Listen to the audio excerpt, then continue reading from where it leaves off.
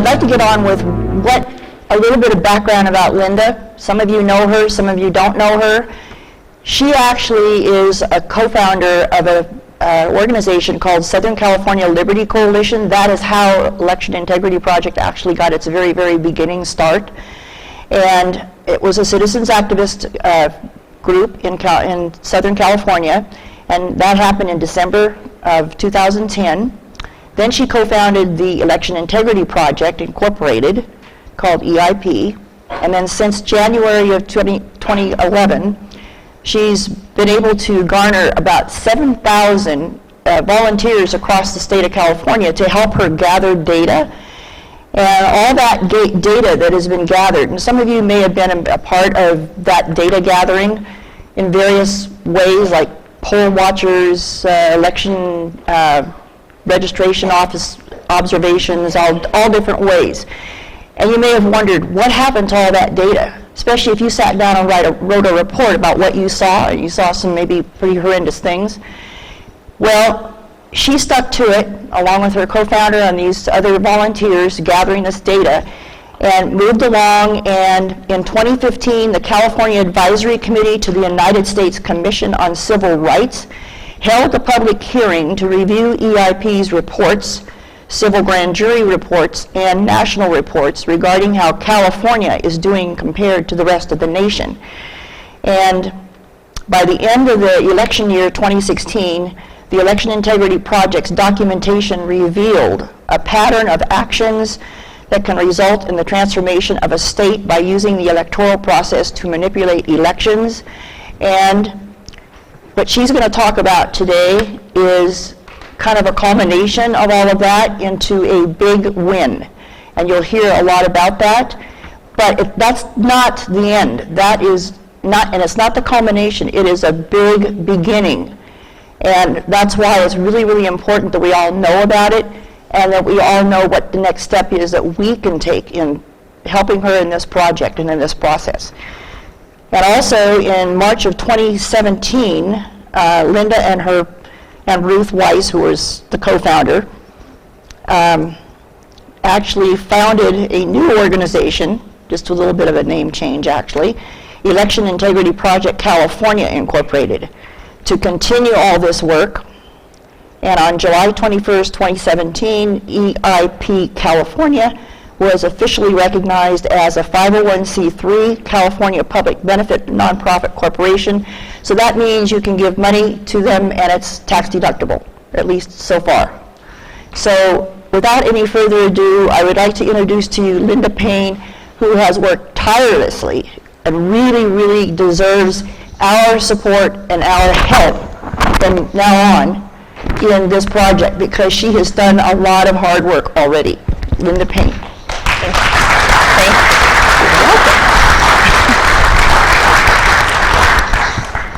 Welcome, everyone. I'm so excited to be here. And I'm just curious, how many of you have actually... What was it, Dan? How many of you have actually observed the polls at some point from 2012 until the most recent elections? A huge thank you to you. And how many of you have wondered, why do we keep doing this? Because nothing ever happens. I'm going to tell you what finally happened. We had the biggest win. We had what's called a historic win. For the first time ever, a citizen organization filed a lawsuit against the Secretary of State and the LA County Registrar of Voters, forcing them to comply with federal law to maintain their voter rolls and clean it up. So I'm going to... So what we're going to do tonight, I'm going to talk about the lawsuit. There's a lot of confusion and misunderstanding about the lawsuit, so I'm going to walk you through that. We're going to talk about ballot harvesting, because there's a lot of confusion about that as well. And then we're going to talk about what's to expect and what we need to push back against in the coming year.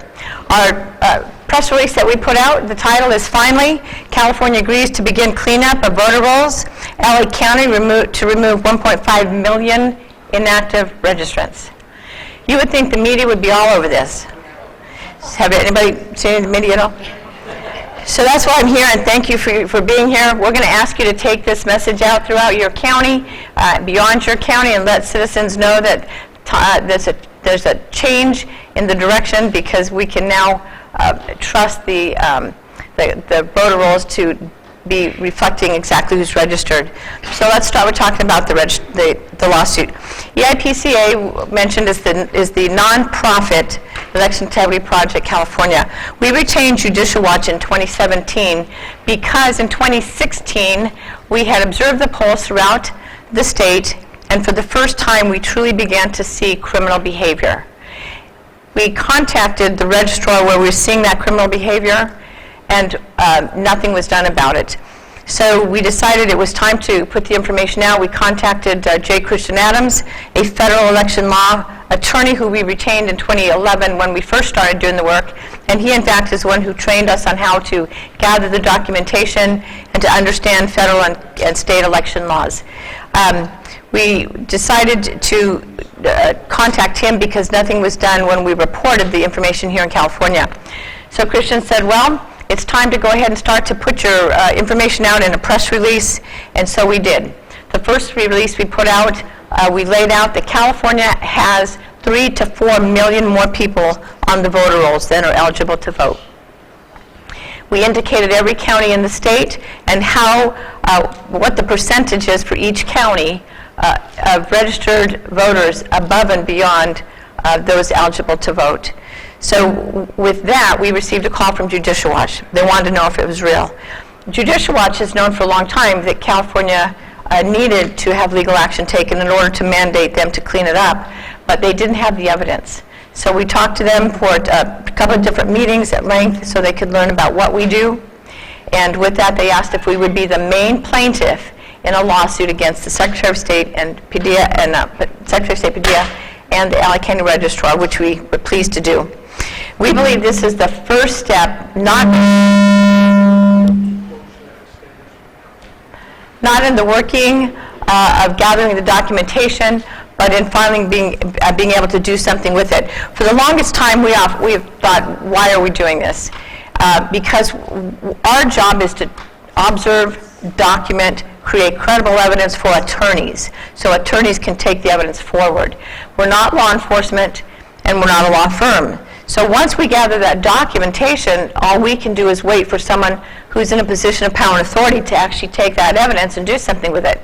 So after 8 years of reaching out to registrars, the Secretary of State, the DAs in many counties, even in 2013, we had our first lawsuit ready to go against the Secretary of State, and yet no action was taken by those in California who could have moved it forward.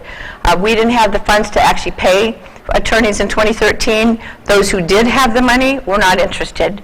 So we turned it into a white paper, which is on our website, www.eip-ca.com. You're going to hear that a lot tonight because that is going to become our hub of information for ongoing education and activization in order to continue to make change. It's called The Doors Are Wide Open, and it's on the front page right on the slider.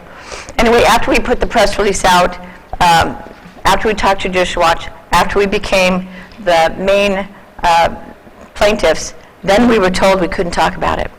So all of last year, while y'all were working and we were working, nobody could know about it. We couldn't put statements out into the... Okay, I'm thinking this is what's making it go bad, right? If you hold it in your hand and speak into it, it won't happen. Okay, let's pause a second here. Okay, is that better? Okay. Where was I? Okay, so we filed a lawsuit, and then we were told we couldn't talk about it. So we decided we would go ahead and comply with that, but it sort of gave us a black eye because nobody knew what was actually happening, and that California was involved in such a critical lawsuit. That's why we're here today to talk about it. Okay, here's what the lawsuit was. There were 2 main plaintiffs in the lawsuit. Judicial Watch themselves had members in California. So 4 brave citizens stood up to be counted as harmed, and that allowed Judicial Watch to become a plaintiff in the lawsuit itself. And then Election Integrity Project California was the main plaintiff in the lawsuit because we had the evidence. You can't take a case forward unless you have evidence. So all the time that Judicial Watch knew California could be sued, they actually couldn't do it themselves because they didn't have the evidence. So this is really important. We have two companies, as you heard. Election Integrity Project was the for-profit company, and we filed as a for-profit, though we never made a dime, because back when we started in 2010, the IRS at the time was not giving nonprofit status to conservative organizations. So the attorneys we talked to at that time said, go ahead and file as a C corporation and get to work, and that we did. We did what had never been done in the state of California before, and that is to engage with citizens all over the state to help study California's election laws, go to the polls, go to the processing of the ballots, and document what was actually being done. Then in 2017, we filed the nonprofit. We filed the nonprofit for two reasons. One, it was easier to raise funds to file other lawsuits, and Judicial Watch needed us to be a nonprofit in order to go forward. This has been a great step forward, because now we can work with any attorney who is a 501c3, and we intend to work with several so we can file further action. Election Integrity Project is our name. We trademarked the name last year. We were the first to use it beginning in 2011. There are other organizations that do use that name, and so now, which creates confusion. So now they'll have to make a change with their names, and that way everyone will know the work being done in California. And it's really important for all of you to know how important California is. Some of you have not been involved with us before. We're hoping that you'll consider being involved. As we all know, the rest of the states laugh at us as the land of fruits and nuts. They're not laughing now. They're calling us and saying, oh my goodness, California has come to my state. We're now starting to see this crazy legislation. Can you all tell us what to do? And so once again, California is leading the way, and we are hoping to get more media on this so that the rest of the states know there's help. The trademark is going to help us to separate ourselves from those who are also using the name. Let's go deeper into the agreement. So first, it requires Dean Logan, the LA County Registrar, to immediately follow federal mandates, identifying and removing the deceased, those who have moved, and other ineligible registrants. As of April 2018, 1,565,000 inactive registrants were indicated to be on the inactive registered rolls of LA County. We had identified 1 million in 2017. This number increased by 2018 when the case was won. Also, all registrations on the LA County inactive files that are not currently scheduled to be canceled must be mailed an address confirmation notice by March 4th, 2019. That's a short time away. LA County must make an effort to determine which of the inactive registrants must be canceled by February 4th, 2019. And that is going to be based on who were sent a Section 8 notice and they've not responded to the notice. What that is if the people on the inactives have not registered, they are to be sent a postcard that basically asks, are you still there? Are you still alive? Are you still living where you were when you first registered? So they're going to get the notice, and they're also going to have the inactive file. And if they've been on the active list for 2 general elections. The key thing on this is something, a new slide I've added, because so many people are asking, well, how does it all work? When are they going to be removed? With 1.5 million people on the voter rolls, are they going to be removed in time? So I decided to go ahead and make a slide for you so you could sort of walk through it. So I'm going to walk through it this time. I'm just going to read it and not explain it, because this is complicated. All of our elections in California are complicated, and that's why we're having the wool pulled over our eyes. So it's all registrants on LA County's inactive file of registered voters who were sent the Section 8 notice and they have not responded to that notice, and who have been on the inactive file for 2 general elections shall be canceled by February 18th, 2019. In LA County, that's about 400,000. It also means that all registrants on LA County's inactive file of registered voters who have not responded to the notice and who have been on the inactive file for a period of time that includes 1 general election, those shall be canceled within 90 days following the next general election. So this particular group of about 400,000 They have to wait and see if they're going to vote in the 2020 election. Now, this is just LA County. Every state in the union has to begin to do the same thing. Not the union. Every county in the state has to begin to do the same thing. All registrations on LA County's inactive file of registered voters who have not responded to the notice and who've been on the inactive file for a period of time that does not include a general election, they shall be canceled within 90 days following 2 general elections. So you see the pattern here. After 2 general elections, the registrars are supposed to contact those who are on the inactive and find out, are they still around? Are they still voting? Have they moved? And if they're not, they're supposed to remove them from the inactives. This requires Alex Padilla, California Secretary of State, to do the similar actions for each county throughout California. We're going to do questions at the end. Thank you for doing that, because you all have a piece of paper. If you could write your questions down as they come, we'll catch them. Okay, Section 8 of the National Voter Registration Act requires every state to reasonably maintain state and county voter registration rolls. And what we learned beginning in 2011, when we began running the data, that California was not doing that. We began providing critical documentation to the registrars, because we assumed if we let them know that the rolls had problems with them, that they'd take action on them. Our first report in 2012 was to LA County, and the report indicated there were 60,000 anomalies on the voter rolls. We asked LA County to take a look at it, and if they agreed with us, to please remove them. And those included deceased, people registered in other counties, people who were duplicated, some up to 7 times, and yet we did not hear from Mr. Logan. We didn't hear from him until 2018, when we began to CC attorneys on our letters asking him to respond, and then he responded. This case, though, is exceptionally a strong case, not only because of our work with the data, but because of the observations team.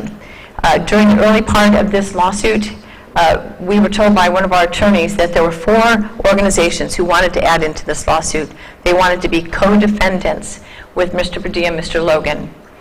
As soon as I heard of 2 of them, I contacted our attorney and sent him immediately documentation from our observations team and from a meeting we had with one of the county registrars.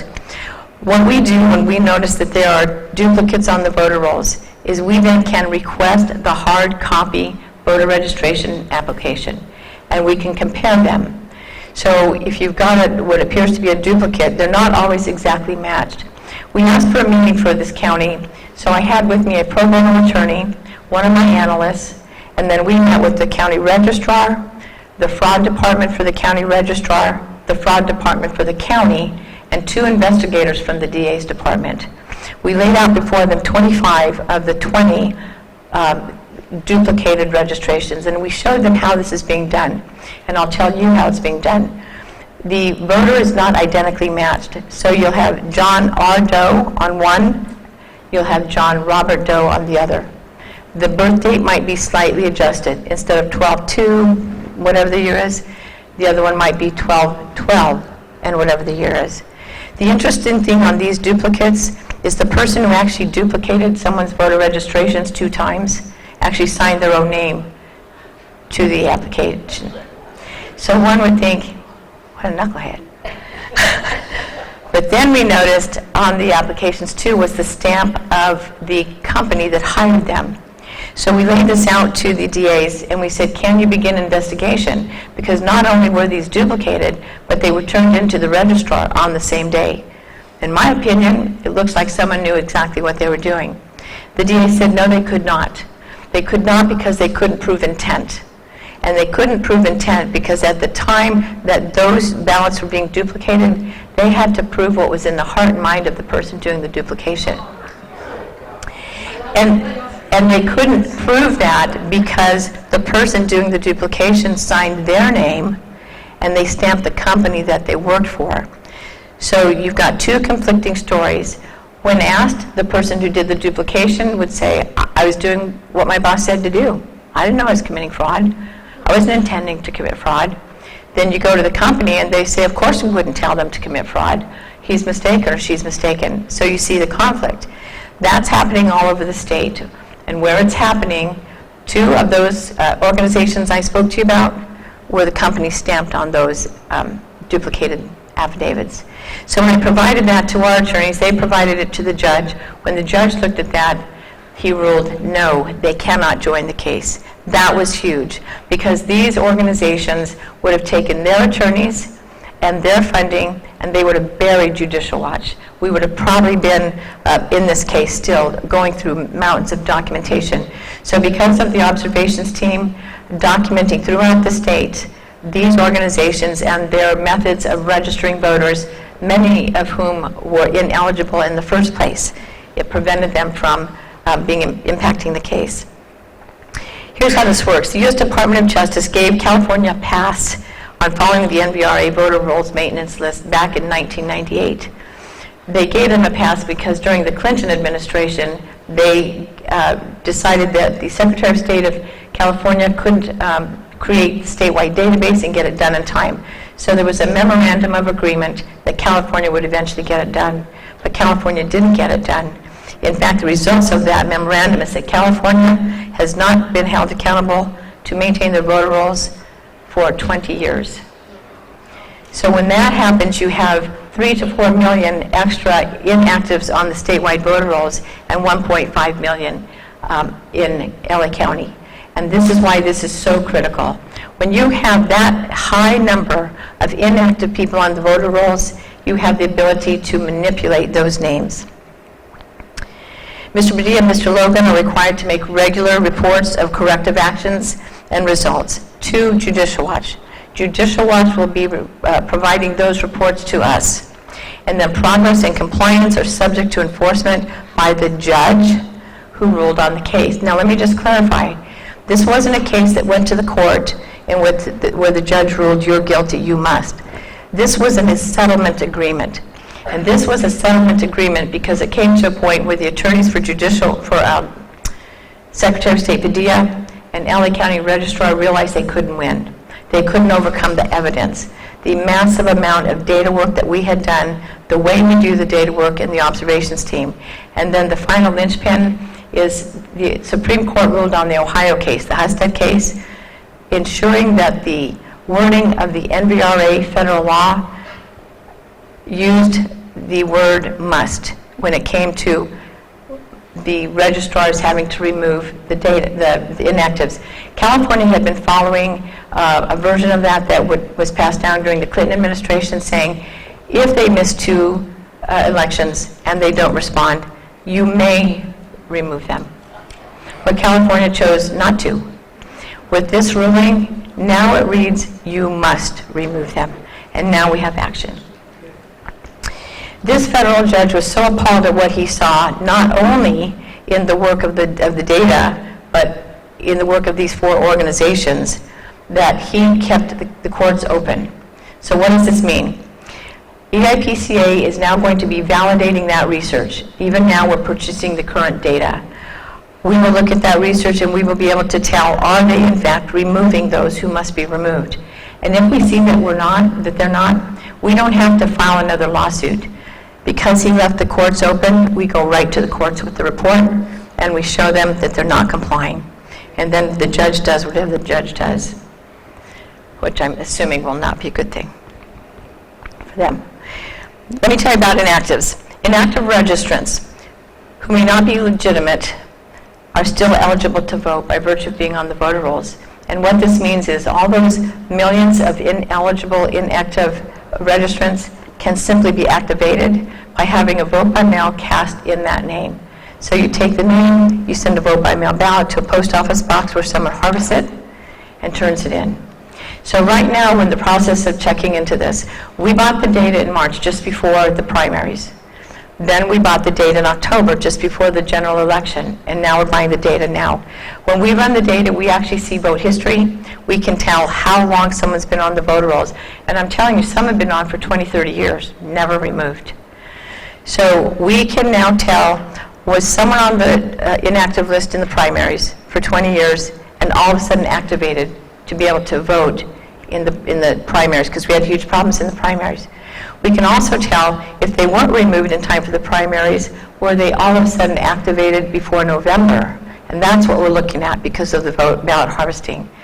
And then we can also, when we purchase the data now, we can see the whole history of where actives and inactives are switched around.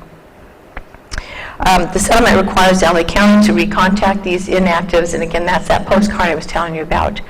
This is going to be costly, and this is why most of the counties, especially LA County, has not wanted to have to do that. It's a huge mailing list, but now they have to do it. All right, but what's next? California will continue to leverage the massive amount of evidence that we have. 8 years of documented evidence. We have thousands upon thousands of incident reports signed under penalty of perjury of what's been happening in the actual electoral process. We have 8 years of documentation of what's been happening in the voter rolls in both VoteCal and the comparison of the Department of Health. We can tell how many deceased have been left on the voter rolls even after they've received notice that these people are deceased. And we can also show how many deceased were manipulated and voted, their names were voted on even after deceased. So this is where all of these now must be removed immediately. But the next thing we're going to do is file additional actions. We have already filed actions that went nowhere, and we're going to resurrect those. In 2015, August 2015, California filed, had a report to the United States Commission on Civil Rights. So in 2014, I don't know if you remember when the vote by mail, not the vote by mail, the photo voter ID went through. Have you all ever part of that one? So Nancy Eisenhart was the gal who started Guard My Vote, and she was determined to get photo voter ID through using the network with EIP and the Tea Party folks.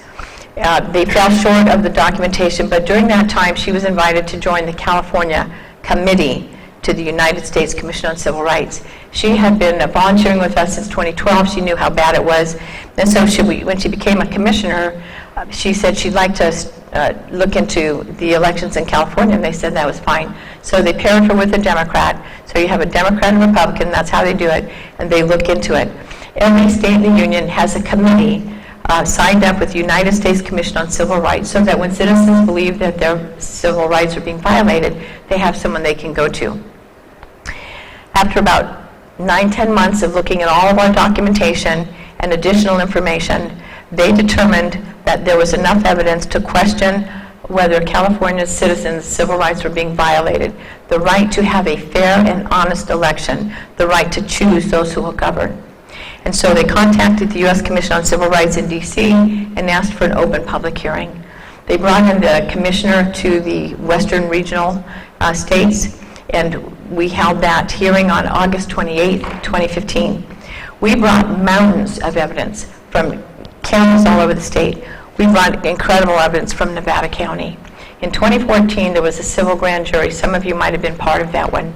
And that was based on the fact that our teams went out to observe the polls, and they were told that they had to stand in a little square 15, 20 feet back and observe from there. And of course, you can't see anything from there. So the citizens of Nevada said, no, that's not okay, and they filed a citizen grand jury. We came and testified for that.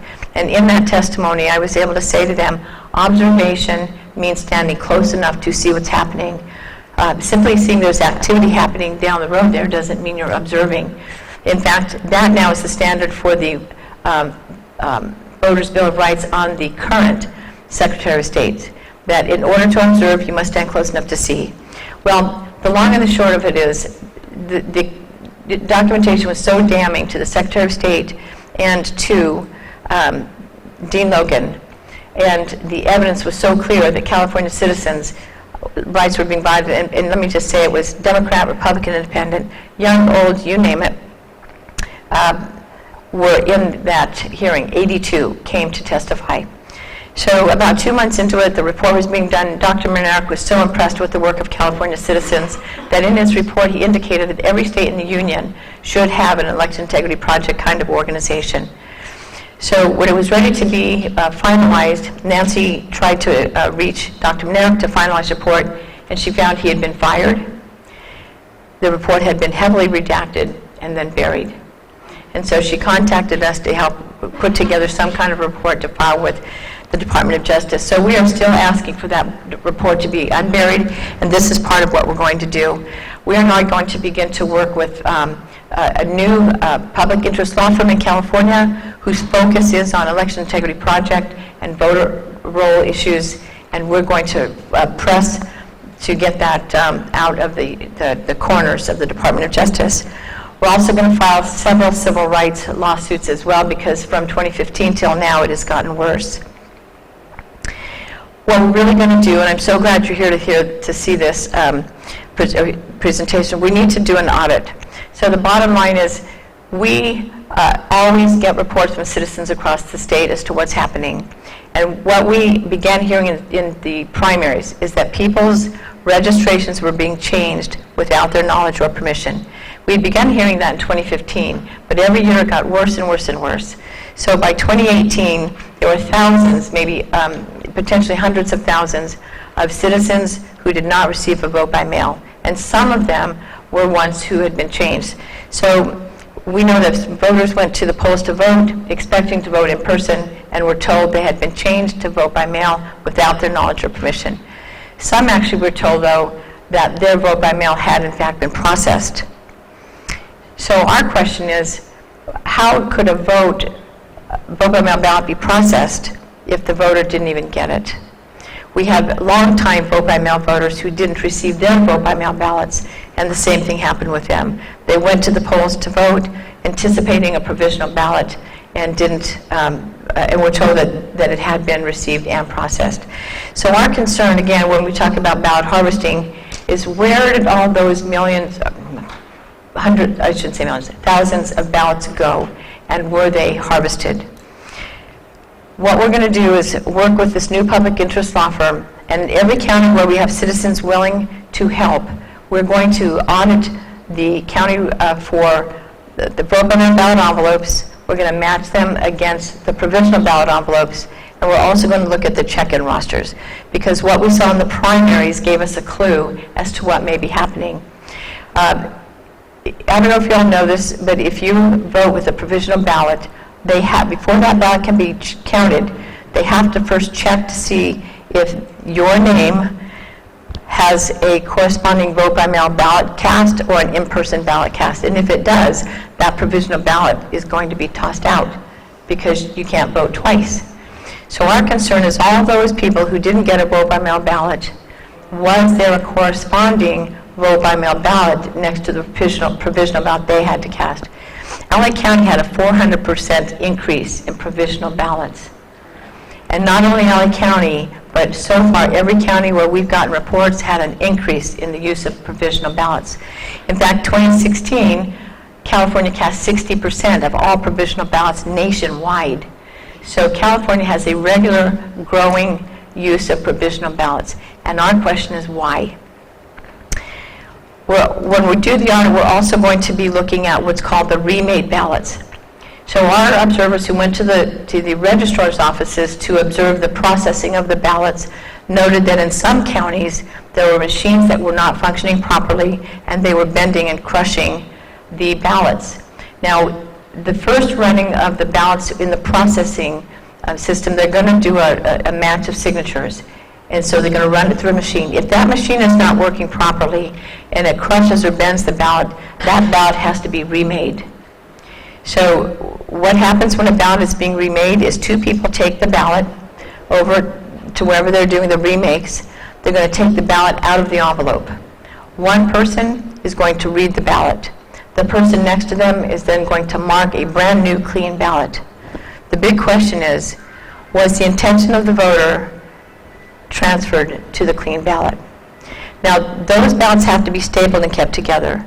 We're very concerned that there was a problem with that because of the huge numbers of ballots that needed to be remade. Our observers contacted, when they were watching, would ask for the supervisor to come and notice that the machine was not working so they could take it out, and yet they would not remove the broken machines.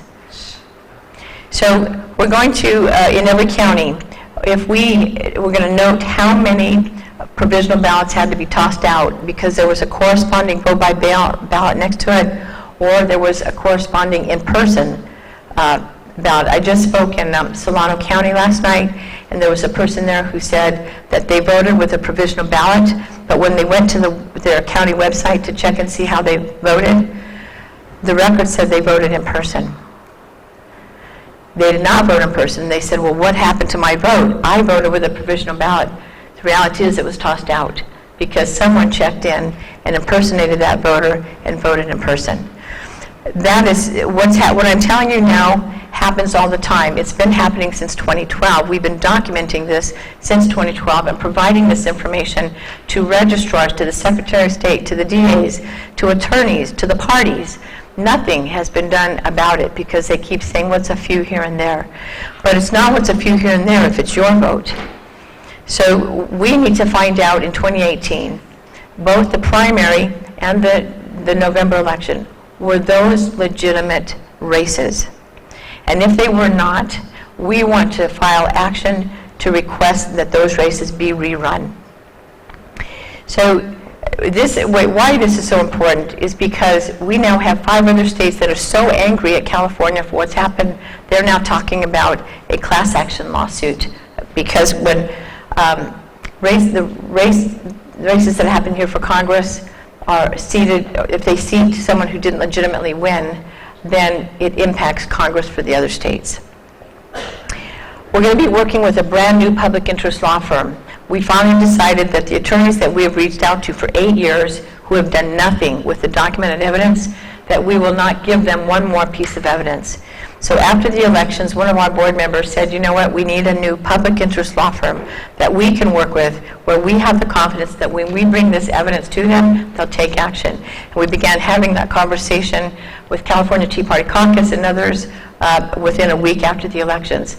And there were attorneys that were excited about forming that. This is now happening. There are 5 attorneys that Ruth, my vice president, and I met with 2 weeks after the elections. And they are now meeting this coming weekend to put the final pieces in place to form the firm so they can begin to even take action next month. What they need to know is who was harmed.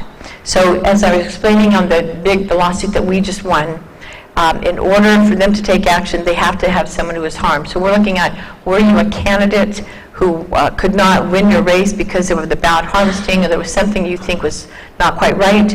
Were you a citizen who had your voter registration changed without your knowledge or permission? Did you not receive your vote by mail ballot? If not, you were potentially harmed, and we really want to hear from you. If you worked hard for a candidate to get elected, and you were a citizen who did all that you were supposed to do to get a candidate elected, and it didn't work because of potential corruption, you were harmed. And then finally, we had 9 citizens who attempted to run for office by gathering the needed signatures. They gathered not just the needed signatures, but another 20 or 30 more signatures.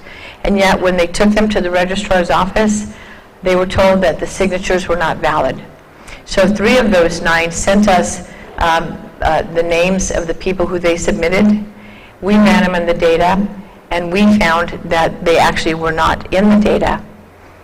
And these citizens, who they tell us that these people were in their homes, knocked on the doors, they're there, they're registered, they've been registered for years.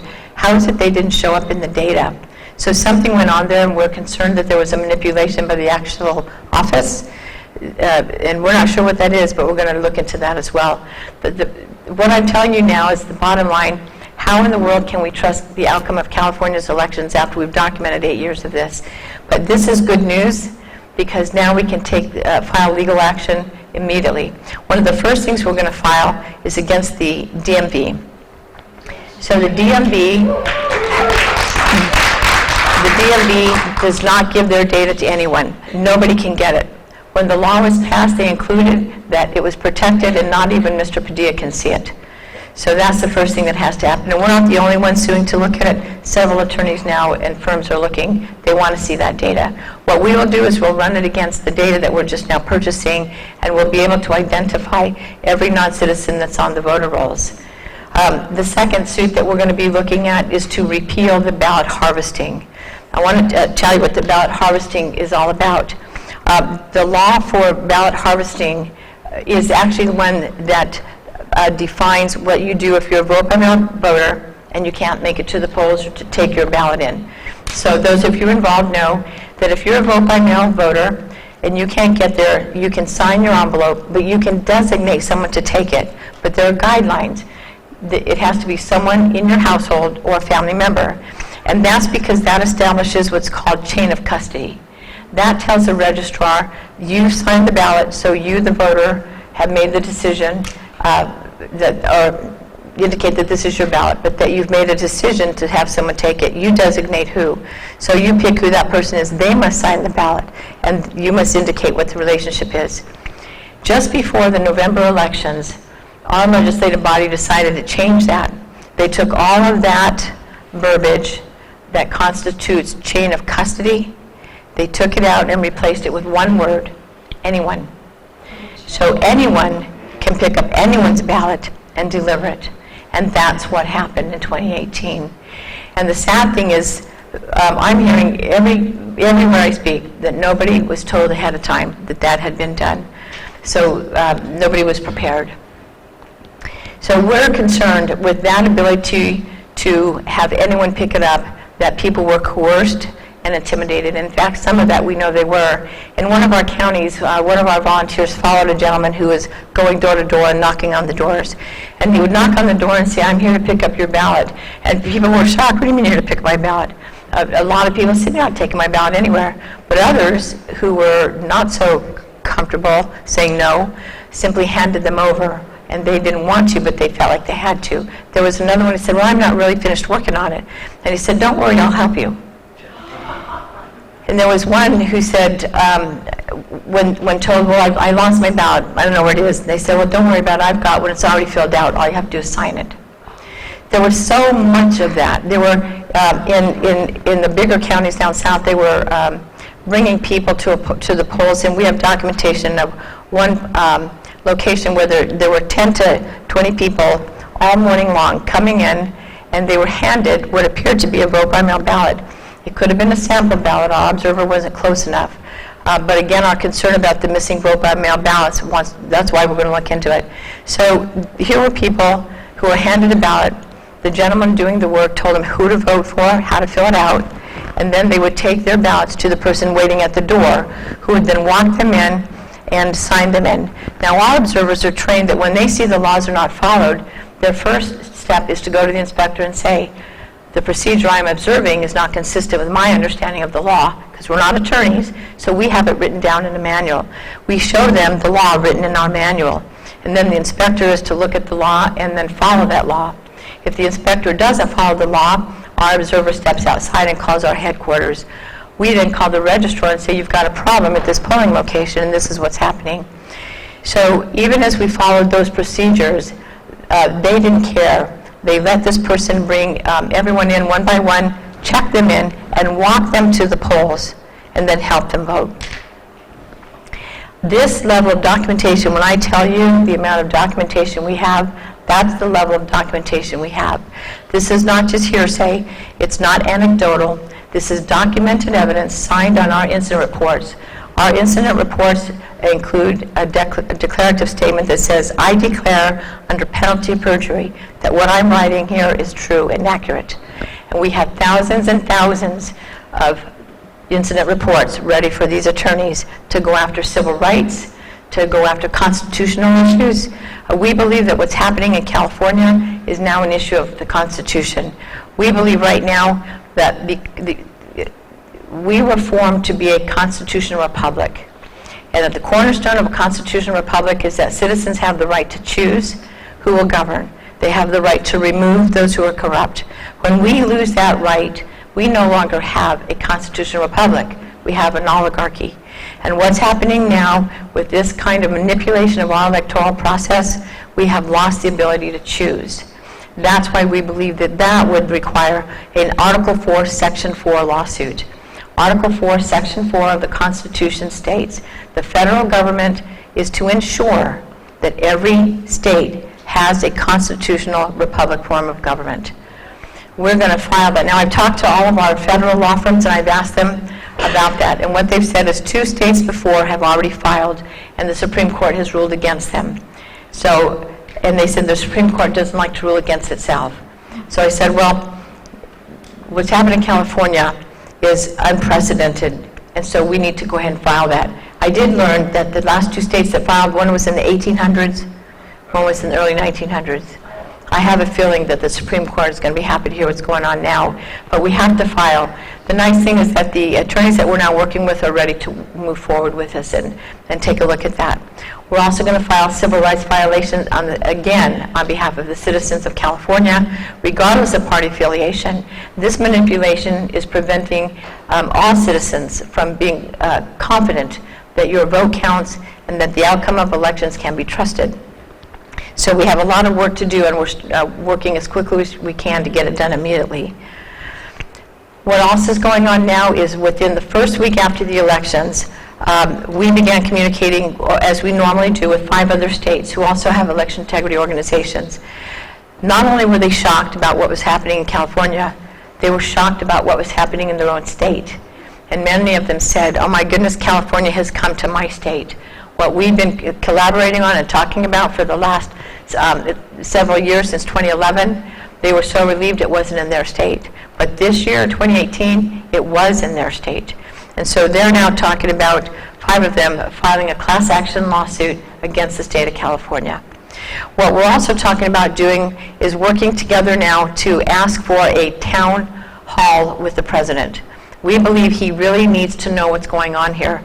The president does many town halls with all kinds of industries, the coal industry, Remembrance Quilt, I mean, you name it.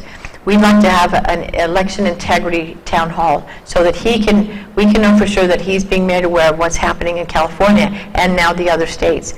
What we're going to try to coordinate is in the spring, at the same time that we have this town hall, we're going to be coordinating a rally in D.C. So those who can make it, you can do that. And if you can't make it, we're going to try to coordinate something that can take place in each of the counties.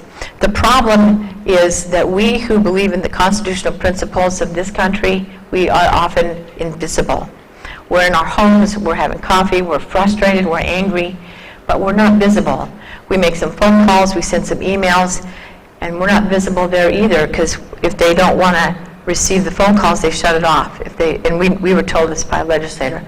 If they don't want to receive the faxes, they unplug the fax machine. So they're not hearing and seeing from us. Something else you want to know, too, in terms of representation. At the 1930s or 40s, California capped the number of assembly and Senate reps that we have. So right now, because of that cap and the huge growth of population, we have 1 million people, not just citizens, 1 million people per 1 senator. We have 500,000 people per assembly rep. That's not representation. So when we get mad, we don't like what they're doing, they're not too worried about us voting them out. 2 things. They know we can't because of what I've just laid out for you and how the system can be manipulated. And number 2, there's enough lobbying for those who like the system the way it is that they'll overpower the voice of citizens. There's another lawsuit that was filed on fair representation, and so we're going to offer our documentation to that case to be able to show that when California has 1.5 million people more on the voter rolls that are eligible to vote, we want to know, are they counting them as people as well? And is there a connection there? So we don't know, but the attorneys will work together on that, and they'll see what they can do to use our evidence to push that case forward. We're going to meet with Congress. We're beginning next month. We believe that what is happening is so heinous in California that we must tell Congress about it. The problem is the 2 federal laws, the NVRA, National Voter Registration Act, and the Help America Vote Act, were written at a time when non-citizens weren't getting driver's licenses. They were also written in a way that creates loopholes for those who want to manipulate the elections. One of them is NVRA Section 7. So NVRA Section 7 requires that every government agency that assists with someone in need, such as housing or food stamps or medical, they must provide a voter registration application in that packet. So if I've lost my job and I need to get aid, I go first to look for help with housing. I get a packet of information, voter registration. Then I go over to the food stamps, I apply for that. In that packet, voter registration, and so on down the line. So every department I go to, I have likely signed a voter registration application for each one. And that's why we see documentation of duplication of people being registered in the rolls. Now, if someone wanted to manipulate those who are registering, especially those who are here and they're not citizens, they don't speak well, they are being added and they don't know it. I know there's a lot of frustration and anger because illegals are registered to vote, but I want to give you a bigger picture. It's not a matter of illegals being registered to vote. This is non-citizens, both legal and illegal, are being added to the voter rolls through the DMV. They're also being added to the voter rolls when they go to a government agency and need to ask for help. And if they're not told that what they're signing is actually going to register them to vote, they're being added to the rolls and they don't know it. This is a huge problem for those who are here legally. Those who have waited in line, done everything they need to do, they've come legally, and now they want to become citizens. So they go through the process, go through the paperwork, and then their application is scrutinized. When it's scrutinized in California and they say, oh, they're registered to vote and they've been voting, California doesn't care. But when it bumps up to the federal level, now you've got the federal government noticing that they're registered to vote and voting. The consequence of that is, number one, they don't become citizens, and number two, they can be deported. So here is someone who waited in line, did it right, go through the steps to be a citizen, and because they were added to the voter rolls without their knowledge, the information sent to a post office box, and then someone harvested that ballot and voted for them, they end up with the consequence. And that's what we're pressing Congress. They have to take action because people are being harmed without even knowing that they've been voting. So there's so much that has to be done. We're going to keep you posted on how it's going. We need to have people involved. I want to let you know we're going to start to use our website as a hub of information, and this is going to be really critical. If you have ever signed up to receive our information and you're not getting it now, please go to the website and sign up again. We're going to start, even tomorrow, we'll be sending a ballot harvesting article out. If all of a sudden you don't hear from us, go check it and sign up again. We should have probably 10 to 15,000 people on our distribution list. We can never quite get above 3,000. Somehow they keep being unsubscribed. My vice president was just unsubscribed. So don't assume that we're not sending anything. Just sign up again until we can sort out what's happening with that. This is where you can also go to the website to let us know if you've been harmed. We have two ways that you can do that. We put on the website a survey to help you to answer questions so you can figure out, well, was I harmed or not? And if you don't know if you've harmed, please go to the website, tell your story anyway. Let's let the attorneys decide who was harmed and who wasn't and how they can use it. We also have on the website citizen incident statements. I have some up front here now. Some are set up for the primaries and some for the general election. If you think you were harmed, feel free to take one, fill it out. You can even turn it in back tonight. But this is how these attorneys are going to be able to decide how to go forward. They need to know there were citizens who were harmed, and then they need strategy. They need to know what it looks like. In our survey, we began to run the data from there, and then also the incident reports that came in. For 3 days, my board sat 12-hour days going through 2,400 incident reports, 400 from the website, 2,000 from citizens who observed, witness statements from voters who had been harmed, and then citizen incident statements like the ones here. We sat with the laws and we coded each report to determine which laws had been violated. Then our chief analyst took all of those reports and entered them into the database, where she then ran queries. And what we noted is that the two biggest issues that showed up were, in fact, what I mentioned earlier. Vote-by-mail voters who did not receive their ballots, and those who had gone to the polls to vote and were told they'd been switched to vote-by-mail ballot without their knowledge, and they didn't receive a ballot. All of those, the largest majority of those who gave us that story, had a visit to the DMV.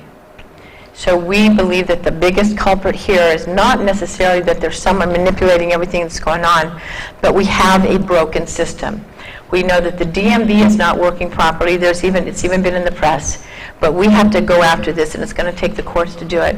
We also know from our work that the VoteCount, the statewide voter database, there are some real problems in that database, and we're going to take legal action unless they get corrected immediately. Those two simple things regarding software and how things work, that's causing problems. So what's happening is those who are willing to manipulate the system are manipulating it because they know they can. We also have weak laws. We began to provide the reports to the registrars back in 2012. We learned by 2014 that by providing the reports to the registrars, they would then somehow meet together, look at the issues that we told them were weaknesses in the system, and then the next year we'd see a law passed to make it legal. So we have on our website a document that we put together for you so you can see the pattern, and it's on the slider as well, of how legislation is being used to remove our ability to have fair and honest elections. This is, again, I'm telling you this not to disturb you, although it's disturbing, but to show you the level of documentation we have.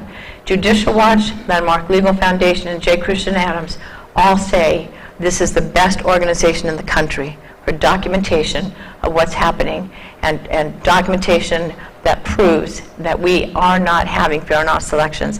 This is going to help us go forward. So go to the website, sign up. This is where you can help us if you want to donate. It's where you can help us if you want to volunteer. It's where you can step up to protect communities in your own counties. As we move forward, we need to move quickly. California has moved the primaries up to March.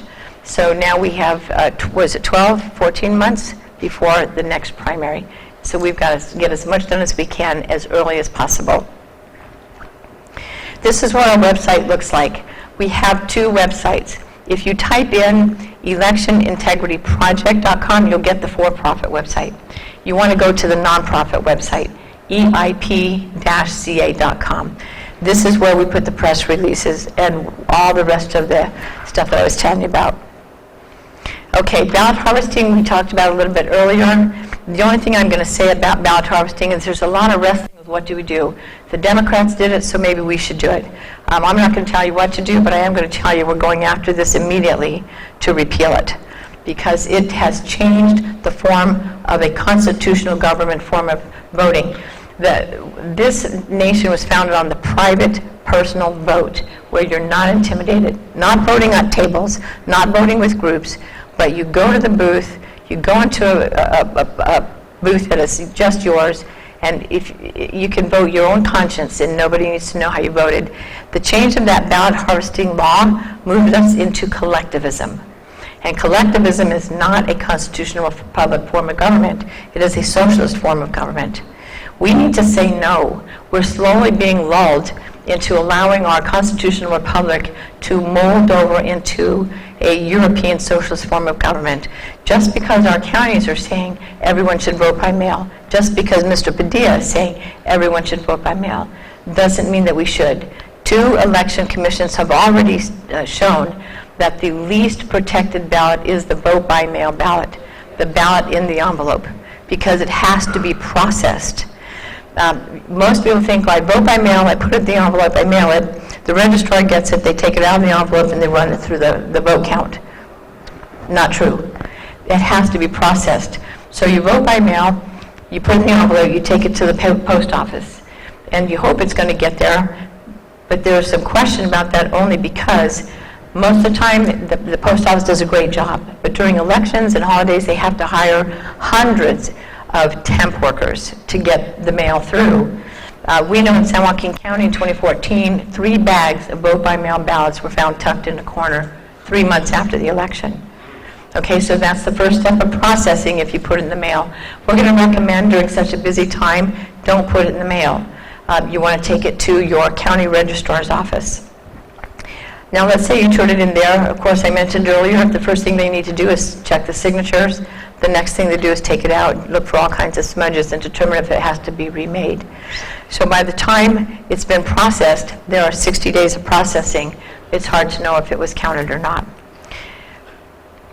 Once upon a time, California had a simple system of voting. We had one election day, we had paper ballots, we had sealed boxes that they went into. They went right into a counting machine, and we had same-day results. Anybody remember those days? Today we have such a complicated, convoluted system. We have 29 days of voting. We have all manner of casting that ballot. We have multiple places where we can take that ballot, and we have 60 days of ballot processing. It is the processing that is the problem, and we have delayed results. How long did it take to find out who actually won the 2018 election? 4 weeks? 3 weeks? And was it what you thought from an election day? This is what's coming, the Future of Voters' Choice Act. And this is something every county needs to be working with their county registrar, their voter supervisors, whoever makes the decision on how your county works it, or if your county gets involved with it. But here's how it's going to work. If you haven't heard about it, you want to start to focus together in your county and become educated about this. First, it eliminates the neighborhood polling places. It sends every person on the voter rolls in your county a vote-by-mail ballot. Now, with what I've shared with you about yes, yep, you were a test pilot. In fact, we learned a great deal from the 5 counties who did the test pilot, and this is part of what we learned. It establishes vote centers. In the big counties, this is a huge problem. You've got election day to 10 days, 10 days out, up to 4 days out. You've got 1 vote center for every 50,000 voters. From 3 days out to election day, you've got 1 vote center for every 10,000 voters. Now, what you need to know is in the vote centers, you actually have choices for how to vote. You can, in fact, vote in person. But what we're hearing from the 5 test counties is that communication didn't happen really well, and people didn't realize they could vote in person. And that's because it makes sense. If you get a vote-by-mail ballot in the mail and you don't know you can vote in person, what are you going to do? You're likely going to put it in the mail, or you'll wait till election day and drop it off. And that's exactly what happened.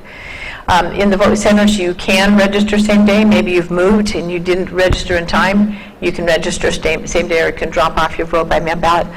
I'm hoping the more I tell you about vote-by-mail ballots, that you all will change your mind, go re-register, and vote in person. Because if your ballot's going to be processed, there is the possibility that it may not make it through. There are some positive things, and we'd love to talk more about it with you all in Nevada County. This is what we're being told, that one of the positive things is it's going to reduce provisional ballots. We're going to run the data in Nevada County and find out how your county looked, and we're going to, in the audit, we'll find out how many provisional ballots were cast. But there's supposed to be an electronic poll book, so no matter what a polling center you go to, you'll be able to type in your information and it'll give you the correct ballot for where you live. And there's going to be fewer poll workers that they have to recruit. They're supposed to be much easier because you don't have to find hundreds of polling locations. We'd love to find out about those locations here in Nevada County. How did that work? Were they accessible? Were they convenient? And compare them to what it was like when you had your neighborhood polling locations. And one of the good things is instead of 60 days of voting or 29 ahead of time, you're only going to have 11.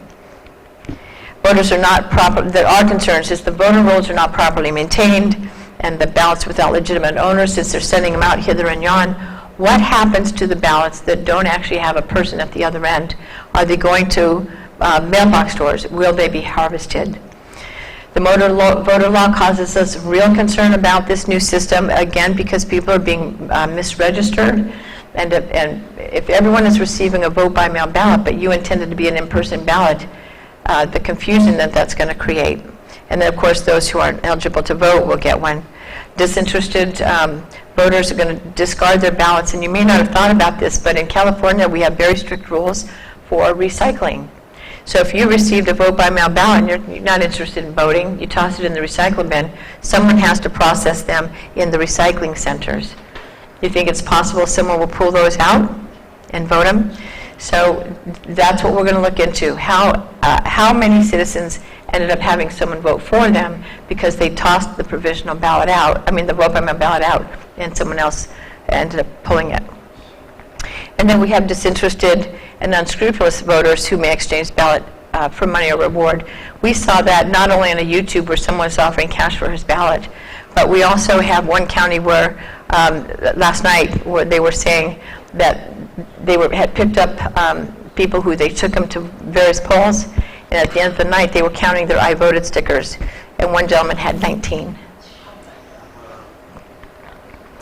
Assisted living, student dorms, and unions. This forces a real manipulation of our most vulnerable populations, the intimidation and coercion to vote together in the school lounge, It completely has removed the ability to say no. If you're someone who doesn't want to make waves, you shouldn't have to deal with that.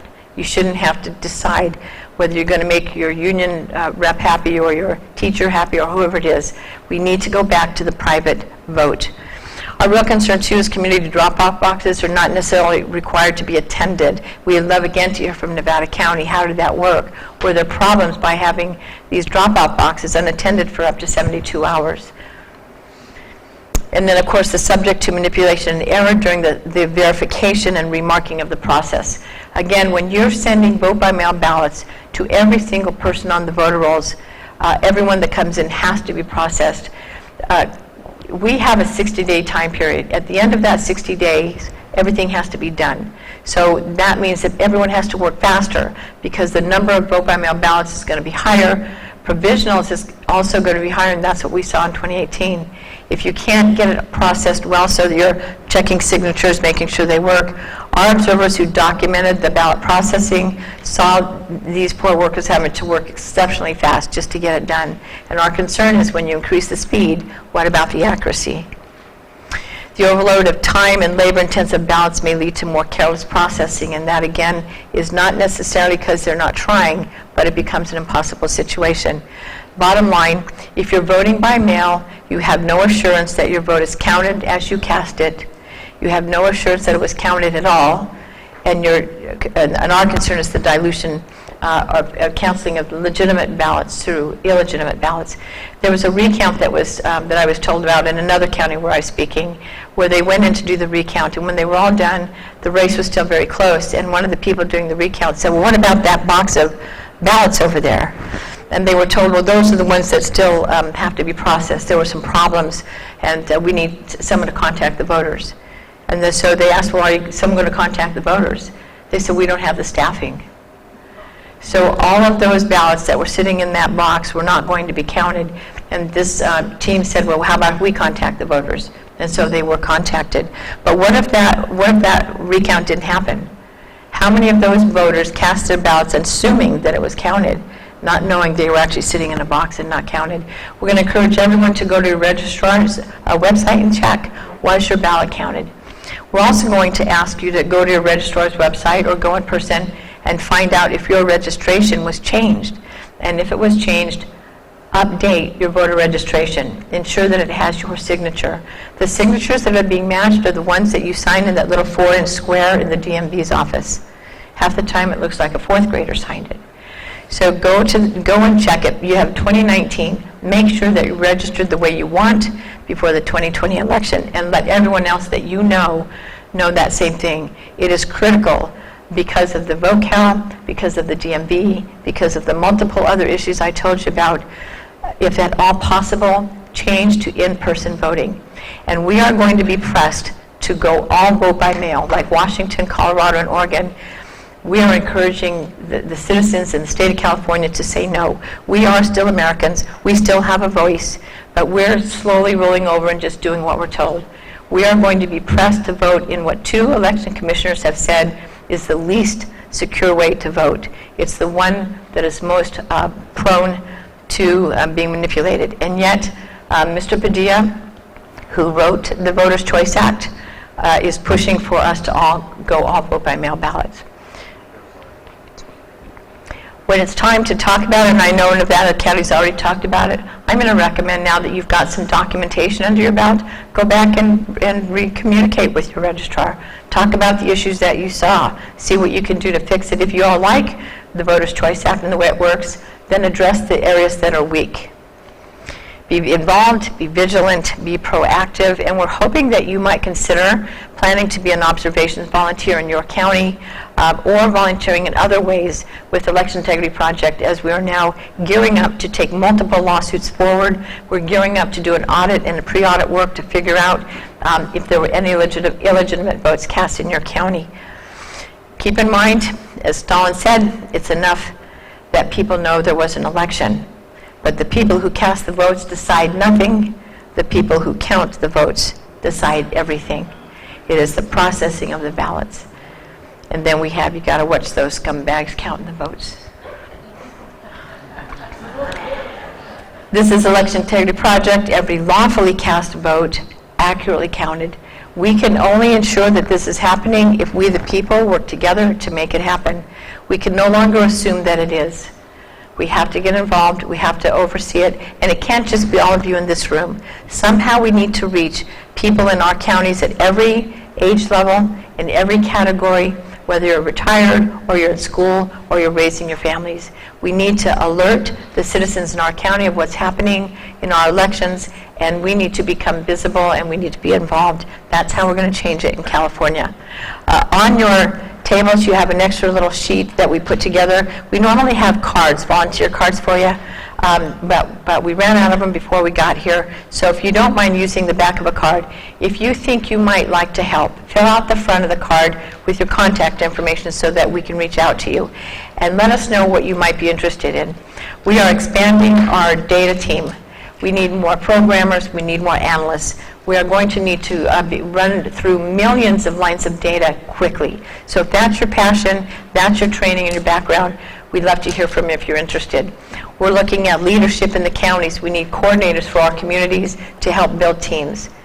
If you'd like to work on the audit, let us know that right on their audit. We need people to make phone calls ahead of time and maybe walk and knock on doors. We'd like to hear from citizens all over the county.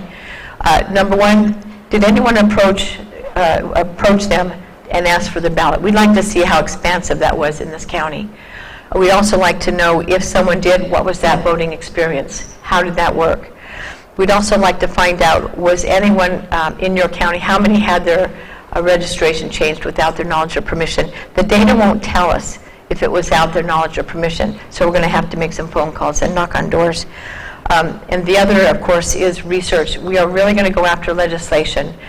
We'd love people who love to research and who can read legislation to work with us on a team that we're going to expand to go as quickly as we can after legislation that's already being looked at now. We need to prevent any more pieces of legislation that will weaken the integrity of our elections from being passed. And we have a game plan to do that, which means you want to be on the website to get the alerts. And those who love to do this, we'd love your help with that. If you want to donate, of course, you can use those small sheets as well. Ruth put those together for those who would like to get a tax write-off. Just fill it out and we'll send you the tax requirements. As a 501c3, we are meticulous with the requirements to ensure that you get all of the information that you need if you're going to be able to write it off. Okay. We're going to open up for questions.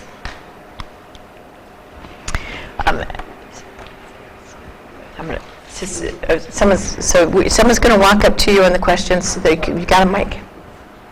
Is Mark Muser helping you at all? Because he went county to county and came up with a lot of information and put it online. We trained Mark Muser when he was decided to run.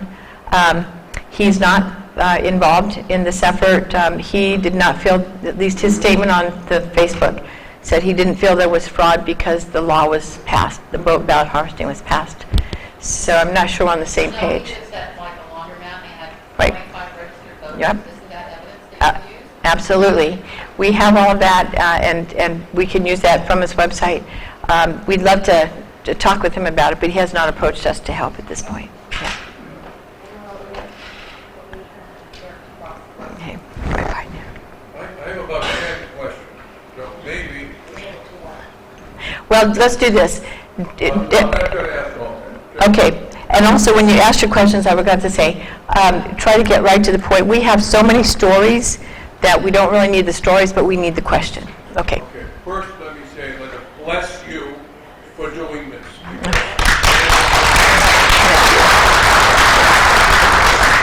seems to me that the biggest problem that we face in almost all the issues that you talked about was there's a rule, but there's no penalty for breaking the rule.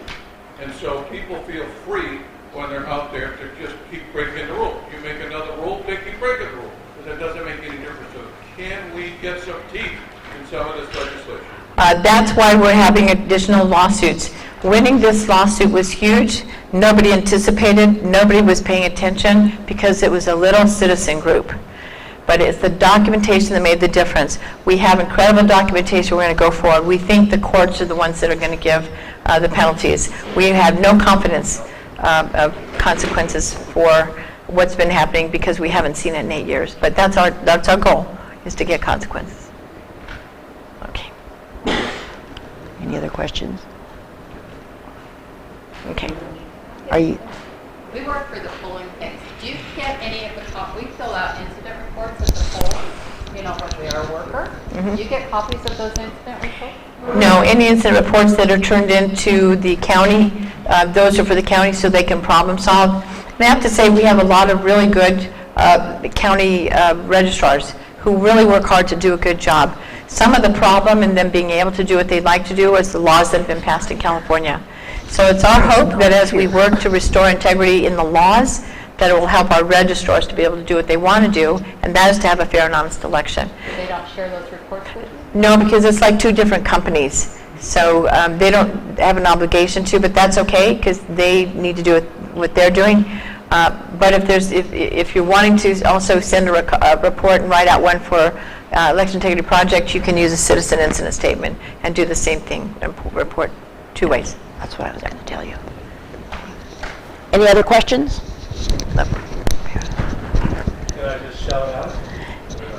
Well, everyone wants to hear. Speak into the mic. Okay. So you talked about repealing the Voters' Choice Act, which we have been saddled with, but, you know, there's a supermajority down there, so you can't get it done in the legislature. Right. What is your plan for repealing that law? Everything we do is going to go through the courts. Because we, again, after 8 years, we've attempted to go through the established ways that you would normally get things done in a state. Registrars, Secretary of State, you know, you name it. Nothing is ever done, and we're ignored.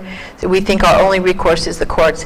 We believe some of these laws, including parts of the Voters' Choice Act, would be unconstitutional because it takes away our right to privacy, our right to choice. If we don't want to vote by mail, we're losing that choice. So that's how we're going to go with it, with the courts. When you mentioned the harvested ballots, here in our county, we had a sign if we were turning in a ballot for someone. In the other counties, was there a signature that was required, or just that bulks of ballots were dropped off and we don't know if the individual did it or if it was harvested and brought in by someone else? The new law did not require that signature, so if your county decided to do it anyway, it's because your county decided to. But no, the rest of the counties, they were bringing them in boxes sometimes. So yeah, that requirement is gone, and so they don't have to. Okay. In your study, have you looked at what actually goes on in the county office, whether in this recount the ballot gets changed, or on the 4th morning when they realize whose ballots have not come in, they then start voting for those people? Has there been any evidence of that kind of outright fraud anywhere in the state? So you're talking about in the registrar's office? Yeah, the actual government employees who count the votes, yes. There are huge issues in that one, and yes, during the remaking of the ballots, we actually documented the first incident where the ballot was not transferred to the clean ballot exactly as the voter intended all the way back in 2012. So we have been bringing credible evidence and documentation of this level of issue for a long time and have been ignored. That's again why we're going through the courts. If you could wait, if you have a question, if you could wait until I get there, then you get on camera with what you say and not just part of it. Any other questions? A twofer, huh? When you mentioned that rather than using your vote by mail ballot, that it's better to vote in person. However, if you're going to go vote in person, what if somebody had submitted a mail-in ballot in your name, and when you vote in person, it automatically becomes a provisional, correct? So therefore, Not quite. not quite. Okay, so voting in person trumps vote by mail. If you voted by mail, well, let me sit back up a little. If you voted by mail and it was processed first, that trumps voting in person, because what they'll say is, well, you can't vote in person, there's already been a ballot cast. vote by mail. So yes, that would trump that. There would be no point in voting with a provisional ballot because the provisional ballot would be tossed out because you have a vote by mail ballot in its place. Where the in-person would work is if they see that you don't have an indication of a vote by mail ballot cast, so then you vote in person, and then later after, the third day after the elections, a vote by mail ballot comes in. Your in-person ballot would have already been counted because they have to be counted first. So that's the importance of the processing, is to try to figure out which ballot is legitimate. What we want to do in the audit, we want to ask the citizens to come and help us verify. So again, going to the primary, the race that was run, CD30, this was Brad Sherman's race in LA County, there was a third-party candidate who decided they wanted to audit the primary. So they asked for a recount. So he paid $5,000 a week for the recount. Mark Reed, who has run against Brad Sherman for 3 times in a row and loses every time 70-30, also was there to watch the recount. And what we noticed is in the first week, there was lots of issues with provisional ballots, huge numbers of provisional ballots, and some had a corresponding vote by mail ballot. By the second week, that number had grown to where 771 provisional ballots had been tossed out for issues of matching. By the third week, Mr. Sherman filed a lawsuit to stop the recount, and the judge honored it. So the recount was forced to stop. We'd like to know what happened. What was he afraid of? So again, this is going to go to the audit. This audit is probably the most important thing we can do in California. Again, we've been told this is unprecedented. Never has there been an audit county by county of a general election. But again, we believe what happened in November was unprecedented. In primaries as well. In the primaries, 118,522 people were left off the check-in rosters. And many were turned away because their name wasn't on the list. What happens is these ways to manipulate the process is tested out in LA County all the time. That's the pattern. They test it there because it's a huge county. They always know that we're watching, we're documenting, and we're trying to get attorneys involved. If nothing happens and they say, oh, not to worry everyone, it was just a printing error. If that's accepted by both parties, that it was just a printing error and nothing is done, then they take what they did in the primaries and they go statewide with it. And that's exactly what happened this year. So if you had an issue that happened in the primaries, we'd like to know that too. We're going to compare the pattern we saw in the primaries to what happened in November. Okay. Great. And then raise your hand high so she can see you. She's going to try to capture you on the mic so it goes into the recording. Yeah, during this last election, now that we have only vote by mail, my daughter wanted to take her ballot in and watch it be counted. So she took it into the registrar's office, and they denied that. They said she could only drop it in the drop box and could not watch her ballot be counted. That's a violation of law in California. And I recommend every one of you go to the Secretary of State's website, pull it down and have a copy of the Voter Bill of Rights. That Voter Bill of Rights clearly states you have the right to observe every aspect of the election process, to ask questions and to get answers. Your daughter had the right to observe the processing of her ballot. So either your registrar or that clerk, whoever was working, hadn't been taught that they were allowed, and we proved that in the Civil Rights hearing. That's the Help America Vote Act violation. The Help America Vote Act requires the Secretary of State to train and educate the registrars on how to educate and train the poll workers and inspectors. And that's why we were successful in our civil rights hearing that none of you heard anything about, because our documentation proved that poll worker training was appalling in the state of California. Oh, over here.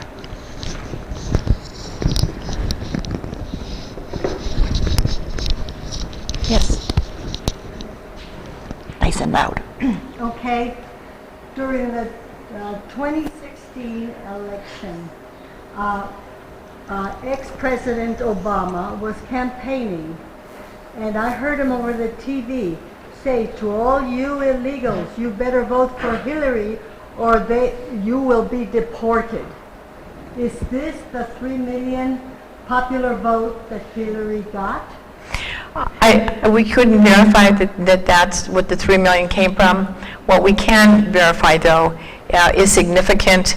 The thing is, what we do in Election Integrity Project is we actually take the data itself or the evidence of what took place, and that's what we use to prove what's going on. When you hear something on TV, something like that, to actually say maybe that's connected, see, that's not evidence that an attorney would want to use because it would never hold up in court. So I'm glad you asked that question because it's going to help everyone to sort of understand why it is so critical to observe. We can have all kinds of ideas of what might have happened and our concerns, but if we haven't documented it, it doesn't mean anything. So on that one, I couldn't tell you if it was And yet, connected. Did Obama break the rules by telling illegals to go and vote when they're not allowed to? Was it a criminal act? Well, that would be my opinion. Another question, right? Yeah, but And to. mainly Germain's. But it's and that one is something we can't actually take action on. But I tell you what, I heard that same one, and I think everyone was appalled. But the bottom line is, we know that we have problems with corruption in every jurisdiction, from the top to the bottom. But we as citizens in California have the opportunity, and in my opinion, absolutely must take a stand on restoring the integrity to our electoral process, because if we can't choose those who will govern and remove those who are corrupt, we no longer have a republic. We have an oligarchy. And when we have an oligarchy, what that means is there is a group, whether large or small, that determines all the laws. It's worse than a democracy. A democracy, and by the way, we are not a democracy. Absolutely A not. democracy is majority rule. That means 51% of the population tell the rest of the 49% to shut up and sit down. So we've gone beyond a democracy to more of an oligarchy, where a set group of people with a set worldview pass all the rules, put themselves in positions of legislating at every jurisdiction level, and make all of us think we had an election. But we learned the mask came off in November. It was so bad that there's no question that there was a huge issue. And not only did we question it, but the other states are questioning it too. She has one more. I One have more. a connection to that. So today, we see that ex-President Obama is still involved in getting people elected and voting. So what is you're going to say she's going to do about him not doing any more illegal voters? So let's again clarify, we are not an attorney and we're not law enforcement. We are not authorized to do that kind of work. What this company does is document and create documentation so that attorneys can use it. That's law enforcement. But you got this working against you. Oh, you bet. Obama working against you. It's working against us, but we won anyway. That's what and I'm glad you said that. We have so much working against us. We won anyway, and that's what we're being told. This is historic, and our concern is, why in the world is the media not talking about it? This has never been done before, and with all that's working against us, we won anyway. And I hope that encourages you to take a deep breath, get some rest, and then step up and let's push as hard as we can to get these other cases filed. The more cases we win in California, as Henry, if you've heard Malcolm speak, as California goes, so goes the nation. It's been something we've all said. The bottom line is, now California's going this way. Documentation, evidence, and lawsuit. That's going to be the wave of the future if we can get it done here. Okay, I think, are we all done? We got one more. I believe I heard that Legal Landmark Foundation was also helping you out with the case. Can you comment on the status of that? Yeah, thank you for asking that. In 2017, December 2017, our attorney, Mike O'Neill with Landmark Legal Foundation, drove with me for 6 days throughout the state, meeting with whistleblowers, with citizens had been documenting issues regarding parental rights, property rights, you name it, all the battles that we've all been having statewide. When he got back to Virginia, he began writing complaints and providing that critical information to the Department of Justice. We had assumed that under Sessions we'd see immediate action taken. It appears that all of the complaints that were written and all the evidence that was brought forward in those complaints are sitting somewhere in the corner with the civil rights hearing that we had here in California. Our hope is that with the new Attorney General, We're going to push to resurrect that, and this is why we're going to Congress. We have some doors opening for us now to help us to meet with Homeland Security.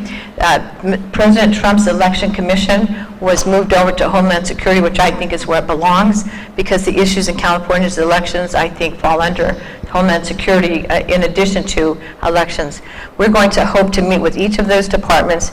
We've already prepared a 20-page report that Christian Adams is going to take the first portion of it beginning next week and meet with Congress and as high a level of government as he can to begin to set up these meetings with them to let them know it's not anecdotal in California, it's documented, and it is the only state in the union where it is documented. And again, thank you for every one of you who went to the polls and observed. Without you, we would not have this body of work.